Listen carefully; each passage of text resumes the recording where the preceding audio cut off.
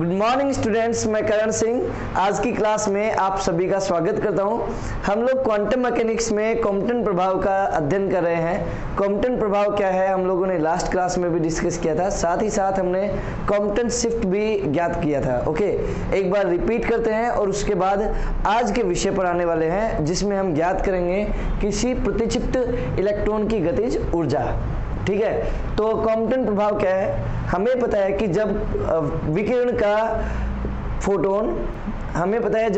Photon किसी electron पर गिरता है तो फोटोन की ऊर्जा h न्यू है। ओके, इस ऊर्जा को ग्रहण करके इलेक्ट्रॉन उत्तेजित हो जाता है।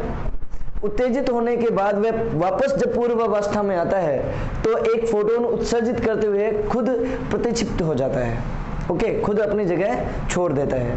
तो यहाँ पर उत्तेजित इलेक्ट्रॉन ने जो फोटोन उत्सर्जित किया उस फोटोन की ऊर्जा क्या है? h nu dash. ओके, चूंकि फोटोन की ऊर्जा h न्यू थी और उसमें से कुछ ऊर्जा तो इलेक्ट्रॉन के पास चली गई और कुछ ऊर्जा फोटोन के पास, तो जो ये वाला जो फोटोन है इसे हम कहते हैं प्रकीर्णित फोटोन। इसको क्या कहा जाता है? प्रकीर्णित फोटोन। प्रकीर्णित फोटोन की ऊर्जा आपतित फोटोन की ऊर्जा से क्या होती है? कम होती है। प्रकीर्णित फोटोन की ऊर्जा आपतित फोटोन की ऊर्जा से क्या है? कम है। क्यों? क्योंकि कुछ ऊर्जा इलेक्ट्रॉन को मिल चुकी है। ओके, यदि ऊर्जा कम है तो प्रकीर्णित फोटोन की आवृत्ति भी आपतित फोटोन की आवृत्ति से क्या होगी? कम होगी। ओके, यदि आवृत्ति कम है तो प्रकीर्णित फोटोन की तरंग दैर्ध्य आपतित फोटोन की तरंग दैर्ध्य से क्या होगी? अधिक होगी। मतलब क्या है कि प्रकीर्णित फोटोन और आपतित फोटोन की तरंग दैर्ध्य में अंतर होता है और इसी अंतर को हम क्या कहते हैं? कॉम्पटन शिफ्ट कहते हैं, कॉम्पटन विस्थापन कहते हैं, कॉम्पटन विस्थापन। ओके, और कॉम्पटन विस्थापन का मान हमने लास्ट क्लास में फाइंड किया था, डेल्टा लैम्डा बराबर h upon mc into 1 minus cos phi. Okay, तो ये सारी बातें हम लोग लास्ट क्लास में डिस्कस कर चुके हैं। ओके, आज हम लोग ज्ञात करेंगे किसी प्रतिक्षिप्त इलेक्ट्रॉन की गतिज ऊर्जा। जो ये इलेक्ट्रॉन प्रतिक्षिप्त हो रहा है इसकी ऊर्जा कितनी होगी वो हम ज्ञात करेंगे। ओके, तो लेट अस स्टार्ट। ओके, तो प्रतिक्षिप्त इलेक्ट्रॉन की गतिज ऊर्जा किस प्रकार से ज्ञात करेंगे उसका डेरिवेशन हम देखने वाले हैं। ओके, तो हमने अभी भी देखा कि प्रतिक्षिप्त इलेक्ट्रॉन को ऊर्जा कहाँ से प्राप्त हुई है। तो यदि आपतित फोटोन की ऊर्जा में से प्रकीर्णित फोटोन की ऊर्जा को घटा देंगे तो इस प्रतिक्षिप्त इलेक्ट्रॉन की ऊर्जा अपने को प्राप्त हो जाएगी। ओके, और चूंकि ये इलेक्ट्रॉन गतिशील है तो इसको गतिज ऊर्जा ही प्राप्त होगी। ओके, तो प्रतिक्षिप्त इलेक्ट्रॉन की गतिज ऊर्जा के बराबर क्या होगा? आपतित फोटोन की ऊर्जा माइनस प्रकीर्णित फोटोन की ऊर्जा, तो h nu minus h nu dash. इधर से h न्यू कॉमन लेंगे तो 1 minus nu dash upon nu आ जाएगा। इसे हम समीकरण नंबर 1 मार्क कर सकते हैं। ओके, अब देखो आप लोगों ने कॉम्पटन शिफ्ट देखा था, कॉम्पटन विस्थापन, अंग्रेजी में इसे कॉम्पटन शिफ्ट कहते हैं। मैं अंग्रेजी लिखूंगा, है ना, थोड़ा अंग्रेजी लिखने से अच्छा लगता है। कॉम्पटन शिफ्ट, डेल्टा लैम्डा बराबर लैम्डा डैश माइनस लैम्डा बराबर लैम्डा डैश माइनस लैम्डा को new minus nu dash upon nu into nu dash लिखा जा सकता है। कैसे वो मैं इधर बता देता हूँ। लैम्डा डैश बराबर क्या लिख सकते हैं? देखो यहाँ लिख सकते हैं c upon nu dash, c upon nu dash minus c upon new. Okay, यदि मैं c को कॉमन लेता हूँ तो यहाँ से क्या आ जाएगा? 1 अपॉन न्यू डैश और माइनस 1 अपॉन न्यू। तो यदि एलसीएम लिया जाएगा तो क्या बन जाएगा? न्यू न्यू डैश और न्यू माइनस न्यू डैश। सी को इधर गुणा कर देंगे हम लोग। Okay, lambda dash minus lambda है ना, इधर सी भी गुणा में होता है, वो सी को इधर गुणा करेंगे तो वो क्या बन जाएगा? 1 अपॉन सी स्क्वायर। ओके, ये इधर जाएगा तो h अपॉन एम नॉट सी तो होता ही है, सी का और मल्टीप्लाई हो जाएगा। तो लैम्डा डैश माइनस लैम्डा को लिख सकते हैं nu minus nu dash upon nu into nu dash, और इसको लिख सकते हैं h अपॉन एम नॉट सी square into 1 minus cos five. Okay, अब देखें इधर, यदि इसमें न्यू को मैं इधर लेकर चला जाऊं तो ये हो जाएगा nu minus nu dash upon nu dash इन बराबर h nu upon m naught into c square और into 1 minus cos five. Okay, ये जो h nu upon m naught सी स्क्वायर है इसको मैं क्या एज्यूम कर लेता हूँ, अल्फा एज्यूम कर लेता हूँ। ओके, और न्यू डैश का डिवाइड करेंगे तो nu upon nu dash minus 1, because nu dash by nu dash 1 बन जाएगा। ओके, तो nu upon nu dash minus 1 equals to, इसको मैंने अल्फा मार्क कर लिया तो alpha into 1 minus cos 5। Okay, अब यहां से न्यू अपॉन न्यू डैश बराबर क्या आ जाएगा, ये 1 इधर जाएगा तो 1 plus alpha into 1 minus cos 5, ये इक्वेशन नंबर 2। अब आप देखिए इक्वेशन नंबर 1 क्या है, k equals to h nu into 1 minus nu dash upon nu, तो यहाँ पर न्यू डैश अपॉन न्यू है और इसको देखेंगे ना समीकरण 2 को तो इसमें क्या है, न्यू अपॉन न्यू डैश है, मतलब जस्ट उल्टा है। तो यदि हमें इधर वैल्यू पुट करनी है समीकरण 2 से समीकरण 1 में तो देखें आप क्या बनने वाला है, तो इधर मैं न्यू डैश अपॉन न्यू का वैल्यू रखूंगा ना तो वो बन जाएगा, देखो k equals to h nu into 1 minus 1 upon 1 plus alpha into 1 minus cos 5। Okay, और ये हो जाएगा न्यू डैश अपॉन न्यू का वैल्यू।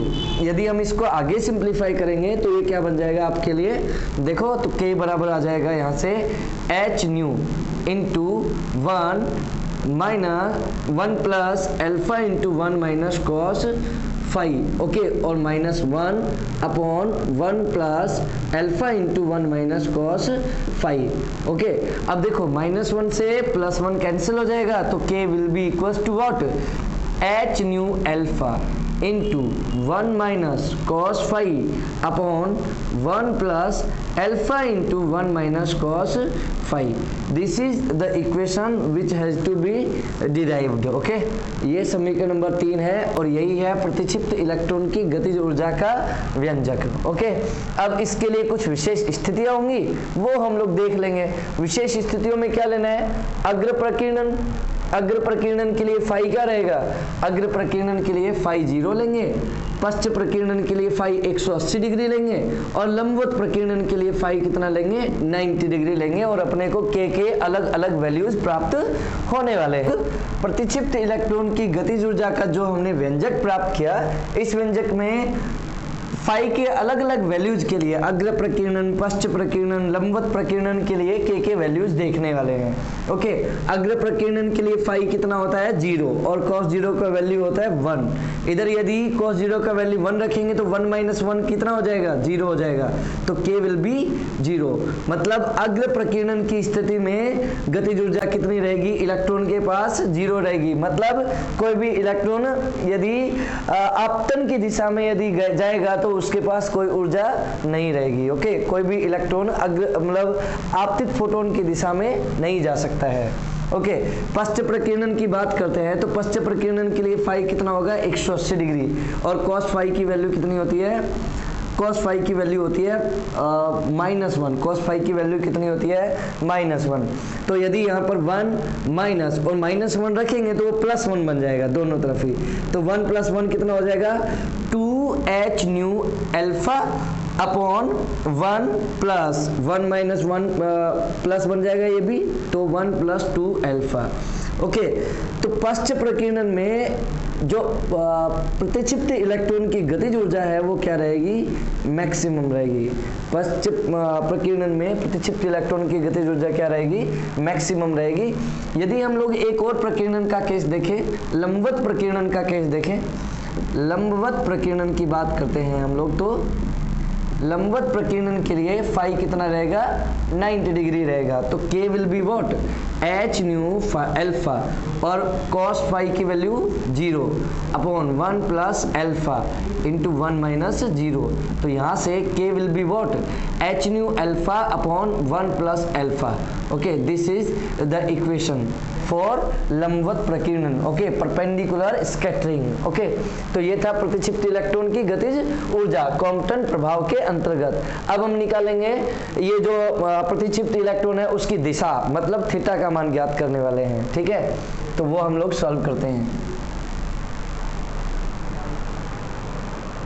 ओके, अब हम लोग प्रतिक्षिप्त इलेक्ट्रॉन की दिशा ज्ञात करेंगे, मतलब थीटा ज्ञात करेंगे। और थीटा ज्ञात करने के लिए हम लोगों ने जब, तो आप यदि पीछे देखेंगे तो आपको ये इक्वेशंस आपको मिल जाएंगे। mvc sin थीटा बराबर दिस और mvc cos थीटा बराबर h into nu minus nu dash cos phi.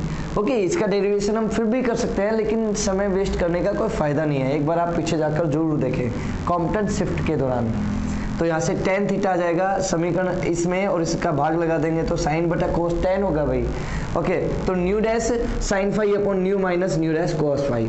Okay, तो ये आ जाएगा, देखो इसमें मैं न्यू डैश को कॉमन ले लूँ नीचे से, तो न्यू डैश से न्यू डैश हट जाएगा, तो sine phi upon nu minus nu dash cos phi हो जाएगा। बोलो सही कि नहीं?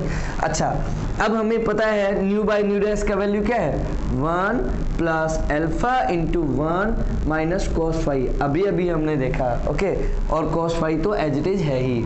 ओके, इसको हम लिख सकते हैं, देखो sine phi upon 1 plus alpha minus alpha cos phi और माइनस कॉस फाई। ओके, ये पूरा इसका सॉल्यूशन है। ओके, यदि हम इसको आगे सिंप्लीफाई करते हैं तो देखो आप, यदि मैं गुणनखंड बनाता हूं तो ये 1 प्लस एल्फा बाहर कितना है, 1 है। ओके, ऐसे इधर क्या आ जाएगा, माइनस कॉस एल्फा आ जाएगा, तो ये बचेगा 1 प्लस एल्फा। तो यदि गुणनखंड बनाएंगे तो 1 प्लस एल्फा और 1 माइनस कॉस फाई, ये गुणनखंड बन गए। ओके, इसको आगे यदि हम सिंप्लीफाई करते हैं तो हमारे पास क्या मिल जाएगा वो आप लोग देखना। ओके, एक बार मैं इसको थोड़ा सा रब कर देता हूँ, मिटा देता हूँ, फिर मैं लिखने वाला हूँ। ओके, तो tan थीटा बराबर हमारे पास आ गया अभी equation, sine phi upon 1 minus cos phi into 1 plus alpha. Alpha यहाँ पर क्या होता है, याद है आपको, h nu by m naught C square. Okay, sine phi upon 1 minus cos phi, इसको मैं अलग से बता देता हूँ, इसका वैल्यू क्या होगा, 1 माइनस कॉस फाई। तो देखो साइन फाई को हम लिख सकते हैं 2 साइन फाई बाई 2 और कॉस फाई बाई 2, क्लियर है। और 1 माइनस कॉस फाई को हम लिख सकते हैं 2 sine square phi by 2। Okay, तो साइन स्क्वायर से एक साइन फाई बाई 2 कैंसिल हो जाएगा, 2 से 2 कैंसिल हो जाएगा, तो कॉस बाई साइन आएगा। क्या आएगा, कॉस बाई साइन मतलब कोट आ जाएगा। तो मैं इसको लिख सकता हूँ tan theta will be equals to cot phi upon 2 phi upon 2 upon 1 plus alpha. Okay, तो ये आ गया हमारे पास tan थीटा का मान, और ये थीटा ही बेसिकली दिशा दर्शा रहा है और यही हमें चाहिए था। तो यहाँ से cot फाई बाई 2 बराबर क्या लिख सकते हैं, 1 plus alpha into tan theta. तो ये हमारे पास इक्वेशंस हैं। अग्र प्रकीर्णन की बात करते हैं। अग्र प्रकीर्णन के लिए फाई कितना लेते हैं हम लोग, 0 डिग्री लेते हैं। और cos 0 की वैल्यू कितनी होती है, cos 0 की वैल्यू बोले आप cot 0 की वैल्यू कितनी होती है, cot 0 की वैल्यू होती है इनफाइनाइट। cot 0 की वैल्यू कितनी होती है, इनफाइनाइट होती है। तो यहाँ से tan थीटा की वैल्यू भी क्या मिलेगी, इनफाइनाइट। तो tan की वैल्यू इनफाइनाइट कितने पर होती है, थीटा बराबर 90 डिग्री पर। ओके, तो अग्र प्रकीर्णन की स्थिति में प्रतिक्षिप्त इलेक्ट्रॉन किधर जाएगा, 90 डिग्री कोण बनाएगा आपतन की दिशा के साथ। आपतित फोटोन की दिशा के साथ कितना कोण बनाएगा, 90 डिग्री बनाएगा अग्र प्रकीर्णन की स्थिति में। ओके, अब इसके बाद हम पश्च प्रकीर्णन की बात करते हैं। पश्च प्रकीर्णन के लिए फाई कितना लेना होता है, 180 डिग्री लेना होता है। पश्च प्रकीर्णन की बात करते हैं तो फाई कितना लेना है, 180 डिग्री लेना है। तो 180 degree cot 180 degree 180 by 2। Okay, cot 180 by 2 बराबर 1 plus alpha into tan theta.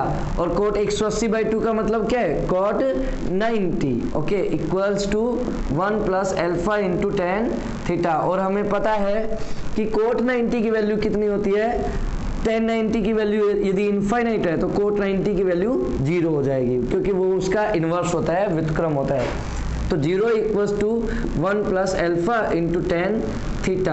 तो यहाँ से tan थीटा देखो 1 प्लस एल्फा ये 0 हो नहीं सकता, तो tan theta will be 0, then theta will be 0। तो पश्च प्रकीर्णन की स्थिति में प्रतिक्षिप्त इलेक्ट्रॉन किधर जाएगा, आपतन की दिशा में ही गति करेगा। क्लियर है। और यदि फाई 90 हो तो भी आप लोग थीटा ज्ञात कर सकते हैं। ओके, तो ये था प्रतिक्षिप्त इलेक्ट्रॉन की दिशा।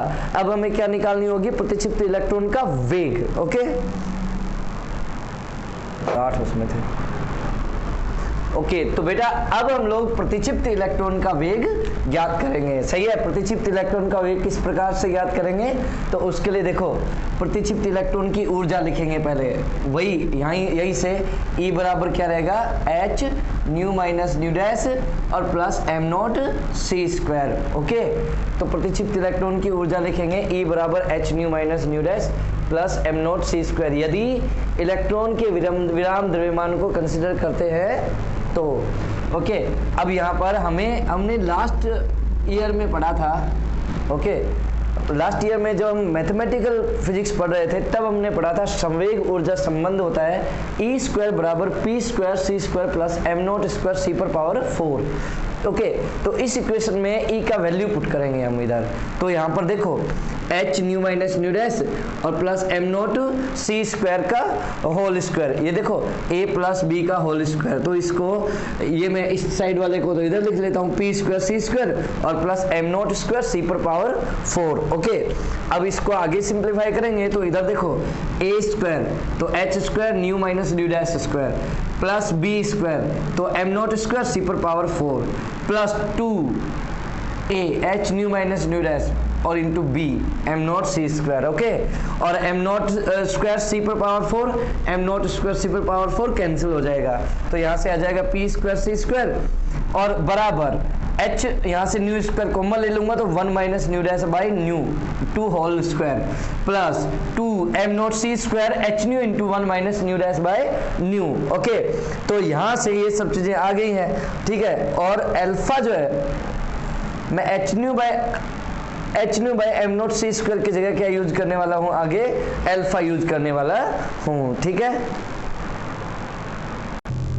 ओके अब क्या करेंगे, देखो पी स्क्वायर बराबर एम नॉट स्क्वायर सी पर पावर सी स्क्वायर और into alpha square 1 minus nu dash by nu का whole square plus 2 alpha into 1 minus nu dash by nu. Okay इसको यदि एम नॉट स्क्वायर सी square को मैं p square के नीचे लेकर जाऊंगा तो p square upon m naught square सी स्क्वायर हो जाएगा। ओके और यहाँ से alpha into 1 minus nu dash by new ये मैं कॉमन ले लेता हूँ तो इधर बचेगा alpha into 1 minus nu dash by new, एक पावर बचेगी। Okay alpha into 1 minus nu dash by new और प्लस 2। ओके तो ये सारा अपने को प्राप्त हो गया है। कॉम्पटन विस्थापन से हमें पता है न्यू बाई न्यू डैश बराबर होता है 1 plus alpha 1 minus cos phi, आज भी हमने फाइंड किया था ये फॉर्मूला, तो इसका वैल्यू आ जाएगा 1 माइनस कॉस फाई की जगह लिख सकते हैं 2 साइन स्क्वायर फाई बाई 2।